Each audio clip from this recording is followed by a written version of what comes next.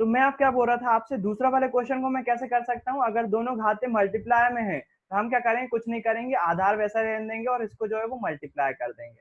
तीसरा वाला सवाल देखो, तीसरे वाले सवाल में क्या किया है इन्होंने, तीसरे वाले सवाल में दिया हुआ है हमसे, तीसरे वाले सवाल में 23 की घात 10/23 की घात 7 है ना। तो ये वाला कैसा सवाल है, ये दिया हुआ है 23 की घात 10/23 की घात 7, 23 की घात 7। इसको सॉल्व करने के लिए क्या करते हैं आप याद रखिएगा, जब भी आधार समान हो और चीजें जो है वो डिवाइडेशन में हो, है ना। पहले क्या था, मल्टीप्लीकेशन में थी पहले वाले सवाल में, इस वाले सवाल में मल्टीप्लाई कर रही थी, है ना। और यहाँ पर अगर चीजें आधार समान हो और घाते जो है वो भी अगर आधार समान है और घाते अलग अलग हो तो आपको कुछ नहीं करना है, आधार को वैसा का वैसा ही लिखना है इसके आंसर में, और जो घाते होंगी ना उनको माइनस कर देना है, 10 में से 7 को क्या कर देना है, घटा देना है। तो कितना हो जाएगी, 10 की घात 3 हो जाए, 23 की घात कितनी हो जाएगी, 3, 10 में से 7 गया 3। आप याद रखो, जब आधार समान होते हैं तो घाते जुड़ जाती हैं, यहाँ पर देखो 5 और 2 7 हो गया था, और काय में मल्टीप्लीकेशन में दोनों में मल्टीप्लाई हो रहा था। जबकि अगर आधार समान है और घाते जो है वो घट जाएंगी और आधार वैसे के वैसे रहेगा, कब, जब डिवाइडेशन में हो, भाग दे रहे हो। तो ये वाला एक चीज, ये वाली भी आपको याद रखना, मैं सभी को अभी फॉर्मूला बेस पे बता दे रहा हूँ। एक और आखिरी कंडीशन देखो, ये वाली कंडीशन में क्या है, ये वाली कंडीशन में 7 की घात 3 और 9 की घात 3 है ना। अब यहाँ पर आधार भी समान नहीं है और गुणनफल करना है हमको, तो 7 की घात 3 और 9 की घात 3 ये है ना। घाते समान है, घाते जो है वो समान है, लेकिन आधार जो है वो अलग अलग है। तो इसको भी देखना पड़ेगा हमको कि ये कैसे सॉल्व करते हैं। इसको सॉल्व करने के लिए आपको कुछ भी नहीं करना है, कुछ भी नहीं करना है। जब आप इस ऐसे में संख्याएं दूसरी भी आ सकती है ना, ये भी दूसरी आ सकती है, तो कुछ भी, जब घाते समान हो ना, घाते समान हो तो कुछ भी मत करो, जो आपके जो आधार हैं उनको मल्टीप्लाई कर दो, उनको मल्टीप्लाई कर दो और घात कितनी चढ़ा दो, वैसे की वैसी सेम रहने दो। तो कितना हो जाएगा इसका आंसर, 7 नाम 63। 63 का क्यूब हो जाएगा इसका आंसर, है ना। तो देखो इसमें अपन कुछ फॉर्मूले बना सकते हैं। पहला केस, जब घाते जो है, आधार जो है समान हो और घाते अलग अलग हो, इसके लिए फॉर्मूला बन जाएगा, जैसे मान लो a की घात x दी हुई है, मान लो m दी हुई है, मैं आपको बुक की लैंग्वेज में समझाता हूँ। अपन ने बोल दिया कि इसको अगर हम a मान लें, a की घात m दी हुई है और a की घात ही n दी हुई है ना। आधार समान है, देखो ए आधार समान है, घाते क्या है, m और n है। तो हम क्या कर सकते हैं, हम इसको लिख सकते हैं a⁻m+n, ऐसा हम लिख सकते हैं, है ना। मैं इसको क्या कर लेता हूँ, मैं इसको थोड़ा सा साइड में कर लेता हूँ,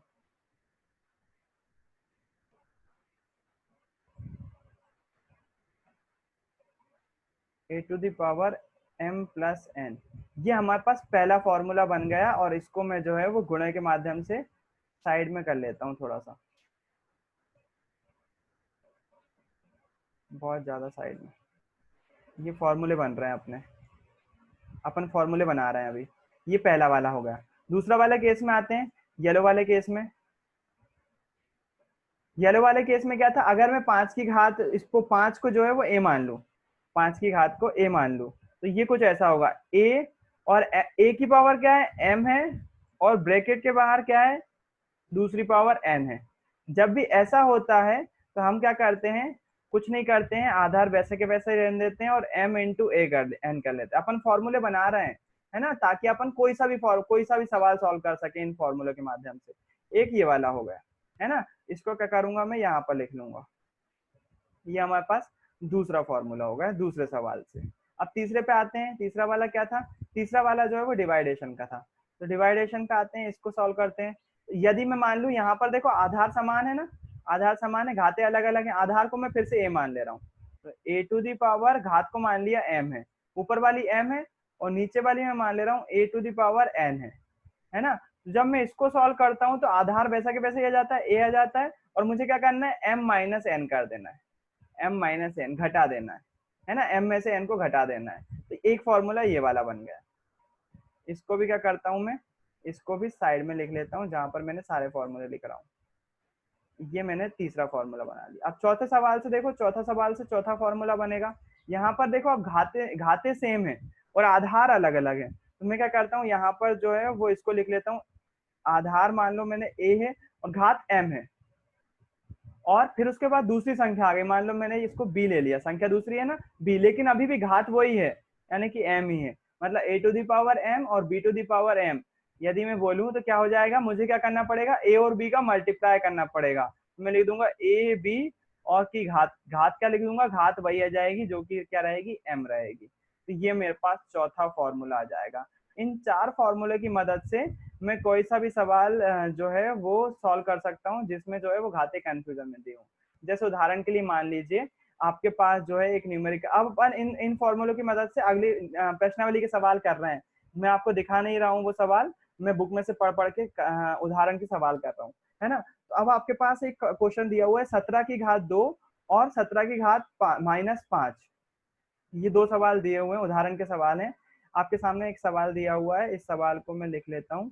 लिखा हुआ है 17 की घात 2 और 17 की घात -5, 17 की घात 2 डॉट लगा हुआ है, 17 की घात -5।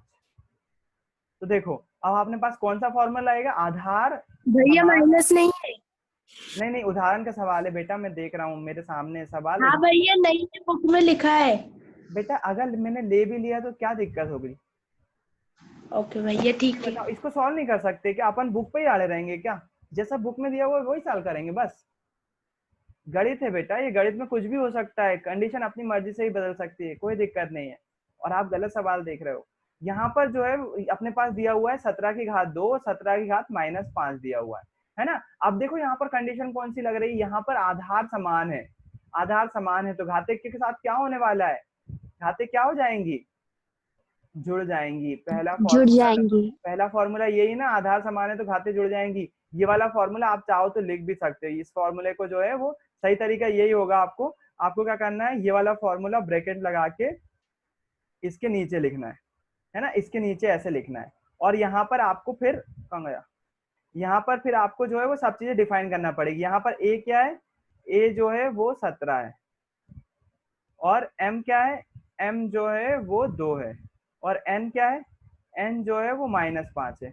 कुछ मत करो, बस इन वैल्यू को इस फॉर्मूले में पुट कर दो।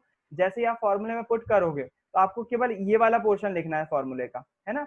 आप चाहो तो ये वाला पोर्शन लिख सकते हो, पहले पहले स्टेप में लिख सकते हो, जो कि कितना है 17 की घात 2 डॉट 17 की घात -5, आप बिल्कुल लिख सकते हो। और फिर उसके बाद जो है वो ये वाले अपन सॉल्व करेंगे, तो एक की घात m प्लस n, a कितना है 17, m कितना है 2, प्लस करना है -5 को, -5 को जोड़ना है 2 के साथ। जैसे जोड़ेंगे आपको चिन्ह चेंज करना आते होंगे मेरे ख्याल से, तो सीखे होंगे आपने, है ना। तो जब हम जोड़ेंगे प्लस का माइनस के साथ मल्टीप्लाई कर दें तो क्या हो जाता है, माइनस हो जाता है, 2 -5 हो जाएगा। जब इसको हम सॉल्व करेंगे 2 में से 5 जा सकते हैं क्या, 2 में से 5 जा सकते हैं, नहीं जा सकते। 5 में से 2 जा सकते हैं, बिल्कुल जा सकते हैं। 5 में से 2 गया, 3 बचेगा, लेकिन माइनस का चिन्ह आएगा क्योंकि बड़ी संख्या काय की है, माइनस की है, तो माइनस का चिन्ह लगा दूंगा मैं। क्या आंसर क्या जाएगा मेरा, 17 की घात -3, है ना। तो ये मेरा क्या हो जाएगा आंसर, मैंने पहले वाले फॉर्मूले का यूज करके इसको सॉल्व कर लिया। ऐसे ही यदि मान लीजिए मुझे दिया हुआ है कि 5 की घात 7 की घात -3 और 9 की घात -3, मेरे पास क्वेश्चन है 5 की घात -3 और 9 की घात -3।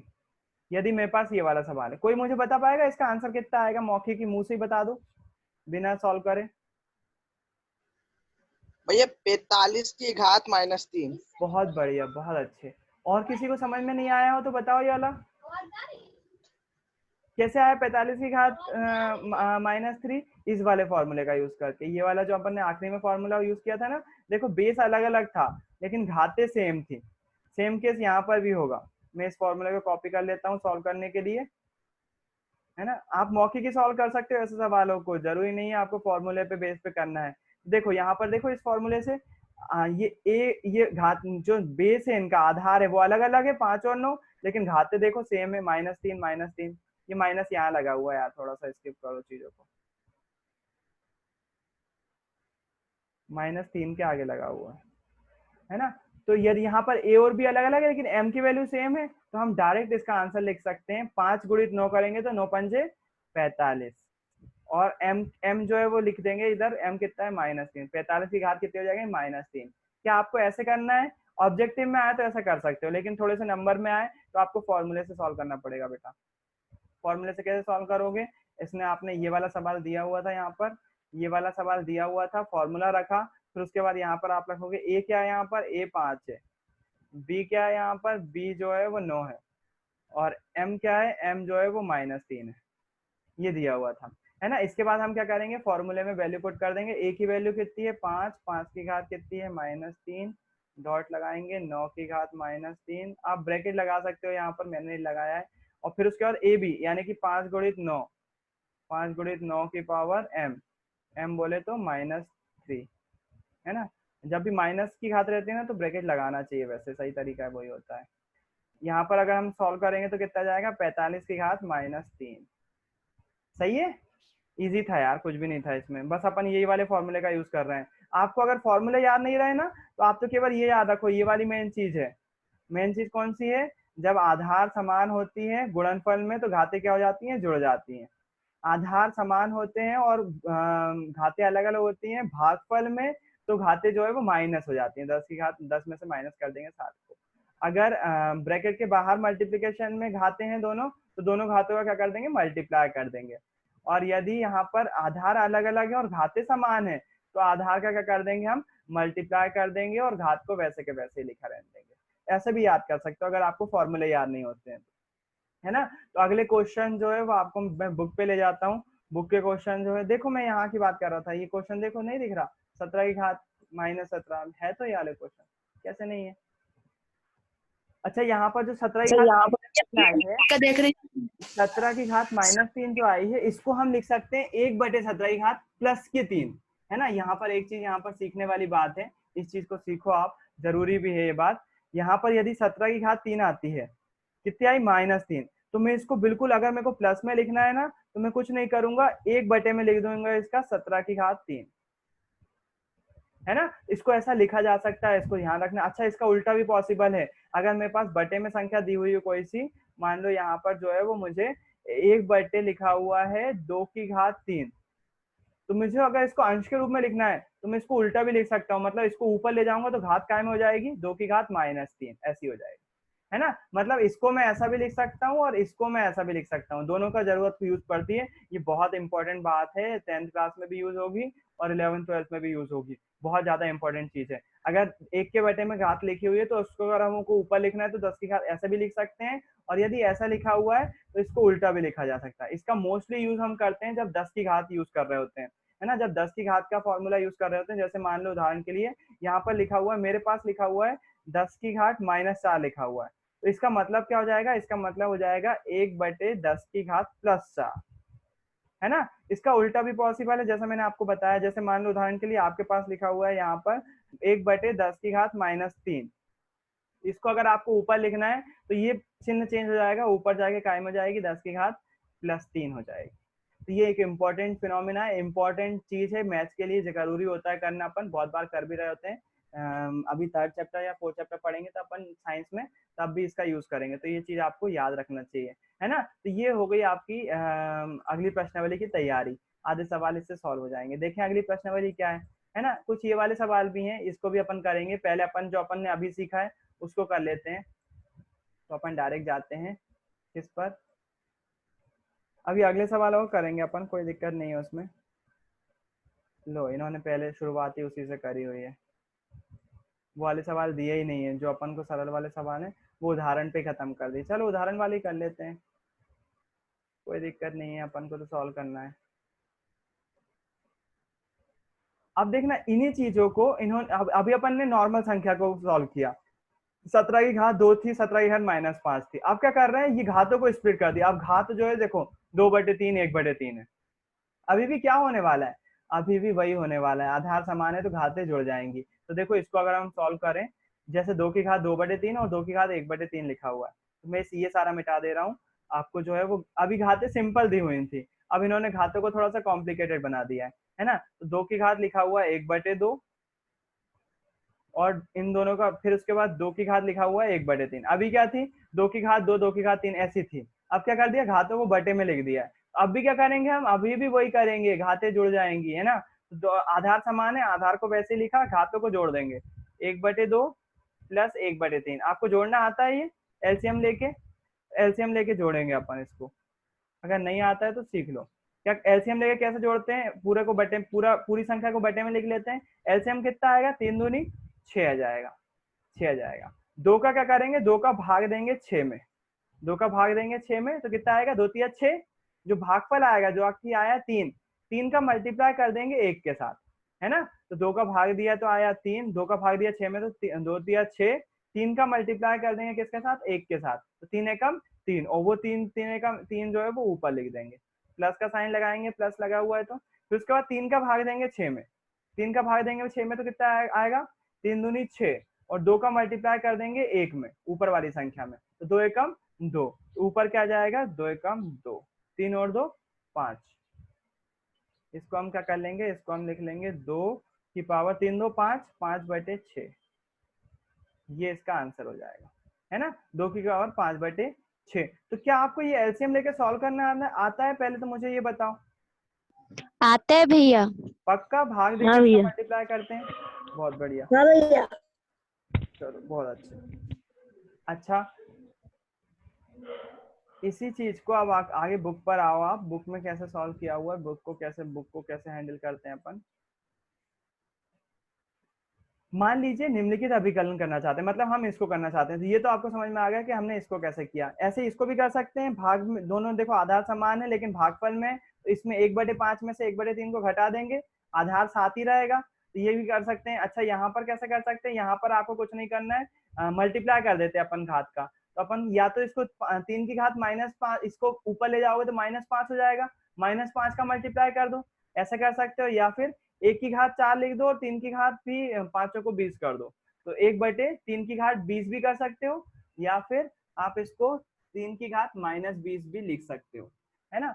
फिर उसके बाद यहाँ पर देखो, आधार इनकी घातें समान है और आधार अलग अलग है, तो 13 और 15 का मल्टीप्लाई कर दो और घात वैसे की वैसे लिखे रहने दो, ये कर सकते हो आप। लेकिन देखो यहाँ पर जो है वो इसको घातांक नियम जो है वो अलग, मतलब थोड़ा सा इसको अलग तरह से सॉल्व किया है उन्होंने। देखो यहाँ पर कैसे सॉल्व किया है, यहाँ पर देखो एक संख्या ली उन्होंने 4 की घात 3/2, 4 की घात 3/2 को सॉल्व करने के लिए उन्होंने क्या किया, देखो इसको हम ऐसा लिख सकते हैं, इसका उल्टा यूज कर रहे हैं। अब जो अपन ने अभी पढ़ा था ना, इसका उल्टा यूज कर रहे हैं। 4 की घात 1/2 लिखा और उसकी घात 3 लिख दी। 4 की घात 3/2 को देखो इन्होंने कैसा लिख दिया है, ऐसा लिख दिया है। कैसे लिख दिया है मैं बता रहा हूँ आपको। हमसे क्या बोला है, हमसे बोला है इन्होंने, आपको फॉर्मूले आप समझ में आ गए हैं ना, मेरे ख्याल से कोई दिक्कत नहीं है अब इसको समझने में। हमसे क्या बोला है, देखो मैं थोड़ा सा ज्यादा जल्दी आगे बढ़ गया हूँ, आपको ये वाले सवाल समझ में आ गए ना। मैं ये वाले सवाल समझा नहीं रहा हूँ उदाहरण के, ये जो है ये मैंने 3 स्किप कर दिए मैं जल्दी के चक्कर में, मैंने आपको बता दिए कि कैसे सॉल्व करना है ना। इसमें आधार समान है तो वही घाते क्या हो जाएंगी, घट जाएंगी, 1/5 -1/3 कर देंगे। और ये जो है वो, अच्छा एक चीज गलती होती है यहाँ पर, मैं ये वाले सवाल को करके बता देता हूँ। 7 की घात 1/5 बटे 7 की घात 1/3, लाइनिंग में गलती होती है। कैसी लाइनिंग में, हम लाइन गलत बनाते हैं यहाँ पर। 7 की घात 1/5 डिवाइडेड बाय 7 की घात 1/3, इसको सॉल्व करना है। तो आपको समझ में आ रहा है, ये भाग में और आधार समान है, घाते अलग अलग है, घाते माइनस हो जाएंगी।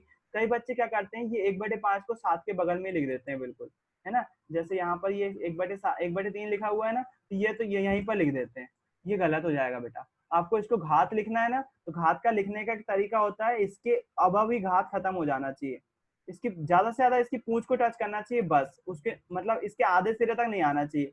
इसके जो अंक लिखते हैं ना हम, इसके आधे के ऊपर ही खत्म हो जाना चाहिए घात, तभी वो घात कहलाती है। इसलिए थोड़ा सा बड़ा बना सकते हो आप। मैथ्स में लाइन मत देखा करो, शब्द पूरे बनना चाहिए वो देखा करो, है ना। एक लाइन में लिखने की कोशिश मत करा करो, आप बिल्कुल बाकायदा कॉन्फिडेंटली सॉल्व करा करो। जब इसको सॉल्व करेंगे हम, तो आधार वही हो जाएगा 7, और क्या करेंगे, घाते माइनस हो जाएगी, तो 1/5 -1/3।